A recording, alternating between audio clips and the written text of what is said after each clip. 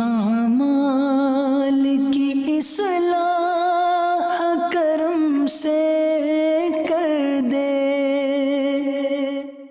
الحمدللہ رب العالمین والصلاة والسلام علی سید الانبیاء والمرسلین اما بعد فاعوذ باللہ من الشیطان الرجیم بسم اللہ الرحمن الرحیم الصلاة والسلام علیک یا رسول اللہ وعلی آلک واصحابک یا حبیب اللہ الصلاة والسلام علیک یا نبی اللہ وعلی آلک واصحابک یا نور اللہ۔ میٹھے میٹھے اسلامی بھائیوں، درود پاک پڑھنے کے بے شمار فضائل و برکات ہیں۔ مصطفیٰ جان رحمت شمع بزم ہدایت صلی اللہ تعالی علیہ وسلم کا فرمان عالی شان ہے کہ جو کوئی شخص مجھ پر ایک بار درود پاک پڑھتا ہے، اللہ تعالیٰ اس پر 10 رحمتیں نازل فرماتا ہے، اس کے 10 گناہوں کو مٹا دیتا ہے اور اس کے 10 درجات کو بلند فرماتا ہے۔ تو سبحان اللہ، ایک درود پاک پر اتنی برکتیں ہیں، تو جو کثرت سے درود پاک پڑھتے ہیں ان کو کتنی برکتیں نصیب ہوتی ہوں گی۔ تو ہم سب کو مل کر کثرت کے ساتھ درود پاک پڑھنے ہیں۔ آئیے مل کر محبت کے ساتھ بآواز بلند درود پاک پڑھ لیں۔ صلو علی الحبیب صلی اللہ تعالی علی محمد صلی اللہ علیہ وسلم۔ میٹھے میٹھے اسلامی بھائیو، آج جو ہمارا بیان کا موضوع ہے کہ رمضان کا استقبال کیسے کیا جائے، رمضان کی پریپریشن کیسے کی جائے۔ دیکھیں، ہمارے گھر پہ جب کوئی مہمان آتا ہے ہم اس کی تیاری کرتے ہیں، اس کے لیے ہم ایک اچھی یوں سمجھیے کہ پریپریشن کرتے ہیں، اور جیسا مہمان ویسی تیاری۔ جس کے لیے دل میں زیادہ محبت ہوتی ہے اس کے لیے ہم زیادہ تیاری کرتے ہیں۔ تو اب ذرا آپ سوچئے کہ ایسا مہمان جو ہماری مغفرت کروانے آ رہا ہے، ایسا مہمان جو ہمیں بخشوانے آ رہا ہے، تو پھر ہمیں اس کے لیے کتنی کوشش کرنی چاہیے۔ تو آج یہاں پر جو ہم حاضر ہوئے ہیں، اللہ کرے کہ ہم رمضان کا صحیح معنوں میں استقبال کرنے میں کامیاب ہو جائیں۔ رمضان اللہ کا احسان ہے۔ رمضان کی اہمیت کو سمجھنے کے لیے یہی کافی ہے کہ پیارے آقا علیہ الصلوۃ والسلام فرماتے ہیں کہ اگر میری امت کو معلوم ہوتا کہ رمضان کیا ہے تو وہ تمنا کرتے کہ سارا سال ہی رمضان ہو۔ سبحان اللہ، مولا علی شیر خدا کرم اللہ تعالی وجہ الکریم کا یہ قول کتنا نرالا ہے۔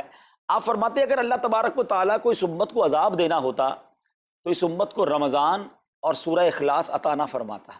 اس کا مطلب کیا ہوا کہ یہ بخشوانے، عذاب سے بچانے کے لیے آ رہا ہے، رحمتیں برسانے کے لیے آ رہا ہے۔ کاروباری لوگ بھی مجھے سن رہے ہوں گے، جس علاقے میں جس اسٹور پر کوئی ڈسکاؤنٹ ہوتا ہے، کوئی اسکیم ہوتی ہے، فائدہ ہوتا ہے، ہم ادھر پہنچ جاتے ہیں۔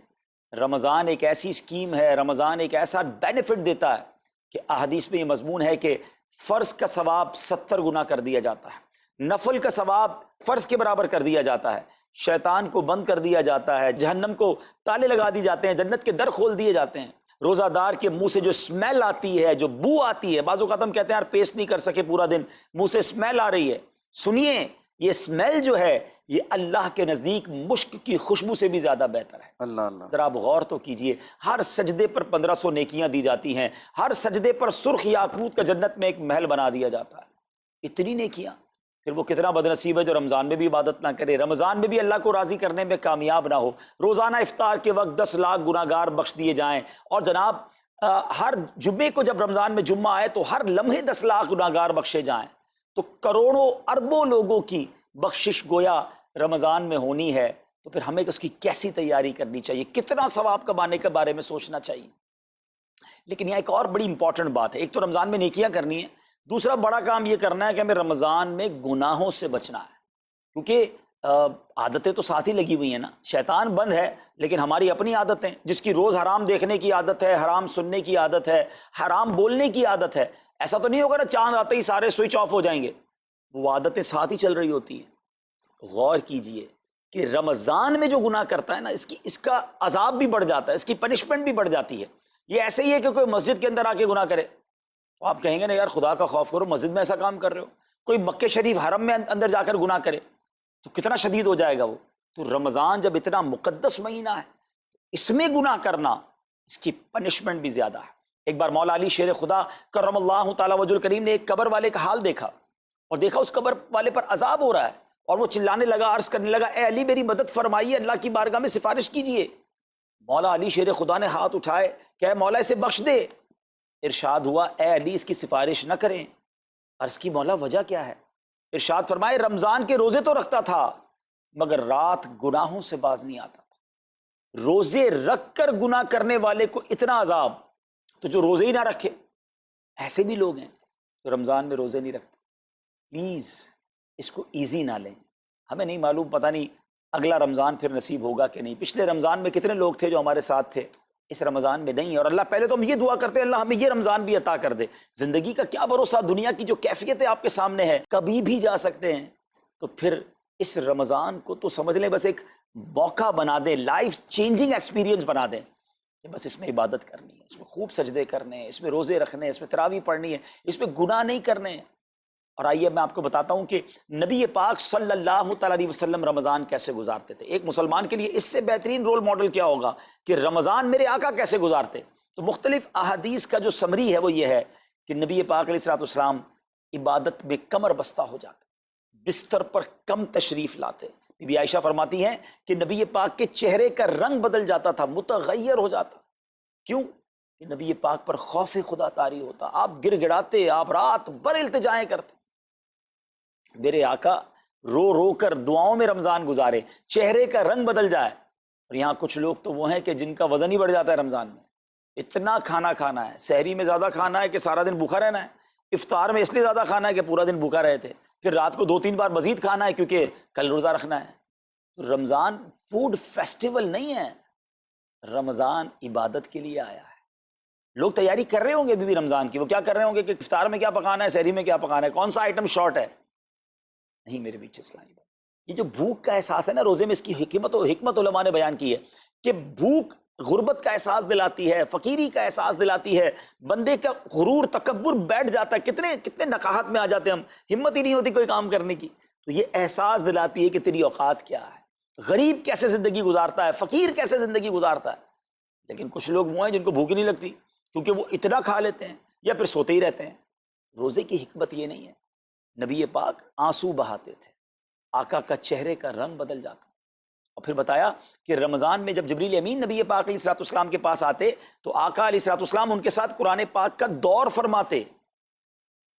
اور پھر ایک اور نبی پاک کا خوبصورت انداز کہ پیارے آقا ویسے تو سب سے بڑھ کر سخی ہیں، مگر جب رمضان آتا تو نبی پاک کا دریائے سخاوت ایسے بہتا تھا جیسے تیز آندھی، بلکہ اس سے بھی زیادہ. اللہ اللہ. یہ 3-4 چیزیں آپ نے میں نے پکڑ لینی ہیں. آقا علیہ السلام کے پیچھے پیچھے جانا نا جنت میں. ہم نے بھی یہ کام کرنا ہے. یہ راتیں مانگنے کی راتیں ہیں، التجا کرنے کی راتیں ہیں، سجدے کرنے کی راتیں ہیں. ہمیں تہجد بھی پڑھنی ہے، ہمیں انشاءاللہ نوافل بھی پڑھنے ہیں. اور کم از کم قرآن ایک بار تو پورا انڈرسٹینڈ تو کریں نا. تلاوت، ترجمہ، تفسیر کب کریں گے؟ بڑی بڑی ڈگریاں ہیں، بڑے بڑے پاسپورٹ اور جناب بہت سارا سرمایہ ہے، مگر ایک بار بھی قرآن پورا ترجمے اور تفسیر سے نہیں پڑھا ہوگا. بہت سارے لوگ ایسے ہیں. ذرا سوچئے نا. اچھا یہ مہینہ نزول قرآن کا مہینہ ہے، رمضان اور قرآن کو جو خاص نسبت حاصل ہے نا، تو اس مہینے میں قرآن کو پکڑ لیں.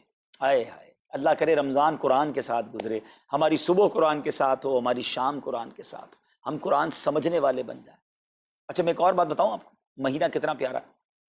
صرف اس مہینے میں قرآن نازل نہیں ہوا، باقی بھی جو 3 آسمانی کتابیں ہیں نا، زبور، انجیل، توریت، یہ بھی رمضان میں ہی نازل ہوئی ہیں. اللہ کریم نے ان تمام مبارک کتابوں کو نازل کرنے کے لیے رمضان کا مہینہ منتخب فرمایا.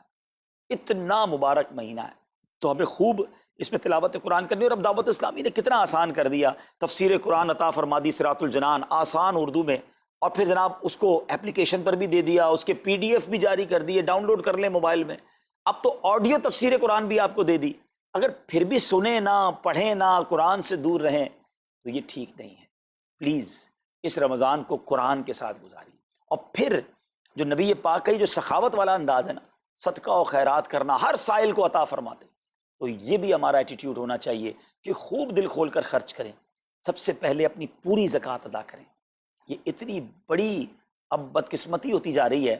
ایسا فیل ہوتا ہے دنیا بھر کے تاجران اور لوگوں سے جب ہم ملتے ہیں کہ جس طرح رمضان کے علاوہ بہت تھوڑی تعداد میں مسلمان نماز پڑھتے ہیں نا 5 ٹائم، ایسا لگتا ہے اب زکوٰۃ بھی بہت کم لوگ ہی دیتے ہیں، پوری زکوٰۃ نہیں دیتے، اندازے سے نکال دی، کیلکولیشن کرتے نہیں ہیں. اور یہ بھی فیلنگز آتی ہیں کہ زکوٰۃ جتنی بڑھتی جاتی ہے نا، ہزاروں میں جس کی زکوٰۃ ہے وہ دے دیتا ہے، لاکھوں والا بھی شاید دے دیتا ہے، لیکن جب زکوٰۃ ہی کروڑوں میں پہنچ جاتی ہے نا، تو پھر یہ دل پر بھار پڑنا لگ جاتا ہے، ڈیفیکلٹ لگنا شروع ہو جاتی ہے. بندہ یہ کیوں نہیں سوچتا کہ اگر اللہ پاک نے مجھ پر لاکھوں میں زکوٰۃ ہے تو اللہ نے کروڑوں دیے ہیں تو لاکھوں میں زکوٰۃ ہے نا.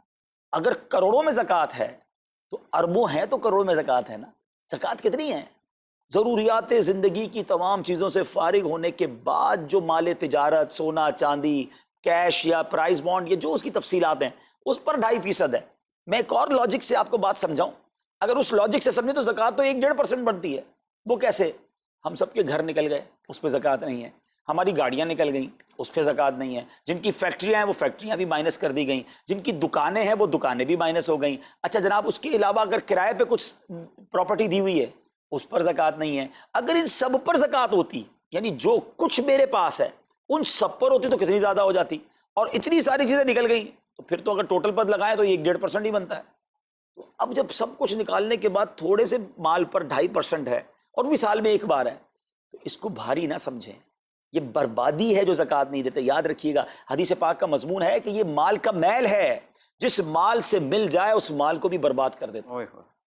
بربادیاں آتی ہیں، بے سکونیاں آتی ہیں، بیماریاں آتی ہیں. اور آگے جو دے دیتا ہے سبحان اللہ، اس کے بارے میں حدیث پاک میں آتا ہے کہ اپنی زکوٰۃ دے کر اپنے مالوں کو مضبوط قلعوں میں قید کر لو، اپنے مال کو سیکیور کریں. لوگ کہتے ہیں انشورنس ہونی چاہیے، آگ نہ لگ جائے، چوری نہ ہو جائے، ڈوب نہ جائے. اللہ کے حبیب علیہ الصلوۃ والسلام فرماتے ہیں، جس کا مضمون ہے کہ جب بندہ اللہ کی راہ میں خرچ کرتا ہے نا، تو وہ صدقہ بندے کے ہاتھ سے نکل کر اللہ کے دستے قدرت میں چلا جاتا ہے. اور اللہ کریم تمہارے صدقوں کو پالتا ہے، جس طرح تم اپنے جانور کے بچوں کو پالتے ہو. بچہ ہوتا ہے نا جانور کا، بڑا ہو جاتا ہے. فرمایا بندہ کھجور کا صدقہ دے گا، اللہ پہاڑ جتنا عطا فرمائے گا. اس دن بھی ملے گا اور ملٹیپلائی ہو کر ملے گا. اچھا، جو ادھر خرچ کیا ادھر کیا ملے گا؟ ادھر بھی نبی پاک علیہ الصلوۃ والسلام فرماتے ہیں، جس کا مضمون ہے میں قسم کھا کر کہتا ہوں، یعنی نبی پاک تو جو فرمائے حق ہے. اس حدیث میں تو آقا علیہ الصلوۃ والسلام قسم اٹھا رہے ہیں کہ میں قسم کھا کر کہتا ہوں کہ اللہ کی راہ میں خرچ کرنے سے مال کم نہیں ہوتا. نہ ادھر کم ہونا ہے اور ادھر بھی ملنا ہے، تو پھر تو سودا اب کتنا نفع والا ہے. اور یہ آپ چیک کر لیں، پوری دنیا میں جہاں مجھے سنا جا رہا ہے کہ جو لوگ پوری زکوٰۃ دیتے ہیں نا، ان کا مال ملٹیپلائی ہوتا ہے، اگلے سال زیادہ زکوٰۃ دے رہے ہوتے ہیں. زیادہ زکوٰۃ کیسے ہو گئی؟ کیونکہ مال بھی بڑھ گیا. تو ادھر بھی بینیفٹ ہے، ادھر بھی بینیفٹ ہے، نقصان کا سودا ہی نہیں ہے. پھر چاہتے ہو بلاؤں سے بچ جائیں، تو روایتوں کا مضمون ہے کہ صدقہ بلا اور بندے کے بیچ میں آ جاتا ہے. بلا اترتی ہے، صدقہ روک لیتا ہے، لڑائی کرتا ہے اس سے، اور بندے پر بلائیں اور پرابلمز اور ڈیفیکلٹیز آنے سے اسے روکتا ہے. تو اگر چاہتے ہیں کہ برائیوں کے دروازے بند رہیں، چاہتے ہیں کہ بری موت سے بچیں، چاہتے ہیں کہ رزق میں اضافہ ہو، چاہتے ہیں کہ بلاؤں سے بچیں، ادھر بھی مال میں اضافہ ہو، ادھر بھی خزانے ملیں، تو اللہ کی راہ میں دل کھول کر خرچ کریں. اور یہ مہینہ it's the right month for generosity, یہ بہترین مہینہ ہے سخاوت کرنے کا، کیونکہ نبی پاک کا یہ انداز تھا کہ رمضان میں خوب سخاوت فرماتے. تو غریبوں کی مدد کریں، ایسی مدد کریں کہ چہروں پہ مسکراہٹیں آ جائیں، لوگوں کے دسترخوان اچھے ہو جائیں، ان کے گھروں میں بھی کچھ اچھے کھانے پہنچ جائیں. اور اس میں سب سے بہترین طریقہ یہ ہے کہ اپنے غریب رشتہ داروں کو آپ مدد کریں. اگر وہ مستحق ہے نا زکوٰۃ کے، تو حق ہے کہ سب سے پہلے اپنے غریب رشتہ داروں کو دیں. پھر زکوٰۃ بچ جائے تو عاشقان رسول کی عظیم الشان بڑی تحریک دعوت اسلامی آپ کے سامنے ہے، جو دین متین کی خدمت کر رہی ہے. جامعۃ المدینہ ہیں، مدرسے ہیں، بچے اور بچیاں عالم بن رہے ہیں، عالمہ بن رہے ہیں، حافظ بن رہے ہیں، ناظرہ قرآن، اور ان سے کوئی فیس بھی نہیں لی جا رہی. ہزاروں بچے فری آف کاسٹ ہمارے پاس ایکوموڈیشن رکھے ہوئے ہیں، جن کو کھانا پینا رہنا دعوت اسلامی نے دینا ہے. آپ ذرا سوچئے یہ امت کی کتنی بڑی خدمت ہے کہ علماء دینا، حافظ قرآن، مسجدوں کے امام یہاں سے پروڈیوس ہوتے ہیں. اور پھر آگے چلیں تو دعوت اسلامی نے اسلامک میڈیم اسکول بنائے دارالمدینہ. پھر سال کی 600 کے قریب مسجد دعوت اسلامی بناتی ہے. میڈیا کے ذریعے جو بے حیائی پھیلائی جا رہی تھی، تو مدنی چینل اردو، پھر مدنی چینل انگلش، پھر مدنی چینل بنگلہ. اب بچے مذہبی پروگرام اتنا غور سے نہ دیکھتے تھے، وہ اپنے بچوں کے آئٹمز دیکھنا چاہتے تھے. تو گناہوں بھرے کارٹونز اور پروگرام سے اور پوئمز سے چھڑانے کے لیے Islamic poems, Islamic cartoons, Islamic بچوں کے پروگرام، تاکہ بچے بھی جو ہے وہ الحمدللہ بچے رہیں. اور اب اس کی کیا زبردست پاپولیرٹی ہے کہ آپ کڈز مدنی چینل کے یوٹیوب چینل پہ جائیں، ہمارا ایک ایک کلپ 10 ملین 12 ملینز میں دیکھا جا رہا ہے. تو کون دیکھ رہا ہے؟ وہ بچے جو گناہوں بھرے کارٹونز دیکھتے تھے، اب الحمدللہ اللہ رسول کی باتیں وہاں سن رہے ہیں. پھر آگے چلیں تو دعوت اسلامی جناب یہ دینی کاموں کے ساتھ ساتھ جو ویلفیئر کے کام کر رہی ہے، غریب مسلمانوں کی امداد کا کام، زلزلے اور سیلاب زدگان کی ریسکیو کرنے کا کام، گونگے، بہرے، نابینا اور معذور افراد کی ریہیبلیٹیشن کا کام، تھیلیسیمیا کے مریضوں کو خون دینے کا کام، 26 لاکھ مسلمانوں کو دنیا بھر میں راشن، کھانا، پانی صرف اس ایک سال میں دعوت اسلامی نے پہنچایا. تو یہ کمال کی آرگنائزیشن ہے. دیکھیں آپ دنیا کی بہت ساری NGOs کو جانتے ہوں گے، کوئی مدرسے چلاتا ہے تو مدرسے ہی چلاتا ہے، کوئی مسجد بناتا ہے تو مسجد ہی بناتا ہے، کوئی کھانا کھلاتا ہے تو کھانا ہی کھلاتا ہے، کوئی جناب غریبوں کی مدد تو وہی کام، کوئی ہاسپٹل تو ہاسپٹل۔ دعوت اسلامی ان ون امبریلا اتنے ساری ڈائیورسٹی کے ساتھ جو دین کی خدمت کر رہی ہے، دنیا میں اس کی مثال نہیں ملتی ہے۔ لاکھوں لوگوں کو دین بھی سکھایا جا رہا ہے، غیر مسلموں کو مسلمان بھی بنایا جا رہا ہے، بے عملوں کو با عمل بنایا جا رہا ہے، بے پردہ خواتین کو با پردہ بنایا جا رہا ہے، بے نمازیوں کو نمازی بنایا جا رہا ہے، ماں باپ کے نافرمان فرما بردار ہو رہے ہیں، شراب اور نشے کے عادی چھوڑ کر نمازی بن رہے ہیں، تو جہاں مریض ہیں ان کو خون بھی دیا جا رہا ہے، گھر میں بیٹھ کر میڈیا کے ذریعے اور سوشل میڈیا کے ذریعے لوگوں تک دین پہنچایا جا رہا ہے۔ تو یہ کمال کی ڈائیورسٹی ہے۔ تو میں تو سچ بتاؤں، یہ جملہ کہا کرتا ہوں کہ میرے اور آپ کے پیسوں کا نصیب ہے کہ وہ دعوت اسلامی میں لگ جائے۔ تو یہ آپ آگے بڑھیے اور دین کے اس کام میں مزید حصہ ملائیے۔ خاص طور پہ فار ایسٹ میں آپ دیکھ لیں، کوریا میں، ہانگ کانگ میں، اور جناب یہ سری لنکا میں، تھائی لینڈ میں، ملیشیا میں، کتنے جاپان میں، کتنے ملکوں میں دعوت اسلامی کام کر رہی ہے اپنی اپنی بساط کے مطابق۔ اور لیکن ابھی مزید ادارے بنانے، ہمیں ان ملکوں میں بھی بنانے، ان ملکوں میں بھی آگے بڑھنا ہے۔ تو اگر آپ بھی چاہتے ہیں کہ میرے آقا کے عشق کا پیغام، سنت رسول کا پیغام، مسلک اعلیٰ حضرت کا پیغام، نبی پاک کے دین کا پیغام پوری دنیا میں پھیلے، تو وی ہیو ٹو سپورٹ دعوت اسلامی، نہ صرف فائنینشلی، پریکٹیکلی بھی۔ ہمیں آپ بھی چاہیے، خود حصہ ملائیں نا۔ سیدنا عثمان غنی رضی اللہ تعالیٰ عنہ نے صرف مال نہیں دیا تھا، آپ پریکٹیکلی بھی نبی پاک کے ساتھ شریک ہوتے تھے نا۔ تو آپ اپنے عطیات بھی دیں، اور دنیا کے جن ملکوں میں آپ مجھے سن رہے ہیں، وہ دعوت اسلامی والوں کے دستوں بازو بنے۔ کمزوری کہاں نہیں ہوتی، ہاں ہمارے گھر میں کمزوری ہوتی ہے، ہم سب مل کر کام کریں گے تو کمزوریاں بھی دور ہوں گی اور ترقی آ جائے گی، اور ہمیں اس کا ثواب بھی ملے گا۔ تو آج میں دنیا بھر میں جہاں مجھے دیکھ رہے ہیں، پلیز اچھی نیتیں کریں۔ اچھا ایک بات اور سن لیں، ہم بعض اوقات کیا سوچتے ہیں کہ ہمارے ملک کا خرچہ مثال کے طور پہ $20,000 ہے، وہ ہم لوگوں نے کر لیا، اب اور چندے کی کیا ضرورت ہے؟ دعوت اسلامی کسی ایک ملک کی نہیں ہے، انٹرنیشنل دعوت اسلامی کے لیے سوچیں۔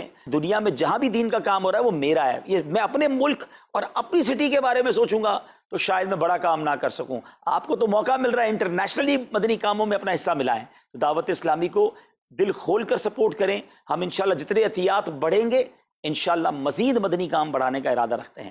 اللہ کریم اپنی بارگاہ میں ہم سب کا جمع ہونا قبول فرمائے اور دل کھول کر خرچ کرنا نصیب فرمائے، اور اس رمضان کو ہماری مغفرت کا ذریعہ بنا دے۔ اس رمضان کو نبی پاک علیہ الصلوۃ والسلام کے نقش قدم کے مطابق چل کر گزارنے کی توفیق عطا فرمائے۔ صلو علی الحبیب صلی اللہ تعالی علی محمد صلی اللہ علیہ وسلم۔ میرے اعمال کی اصلاح کرم سے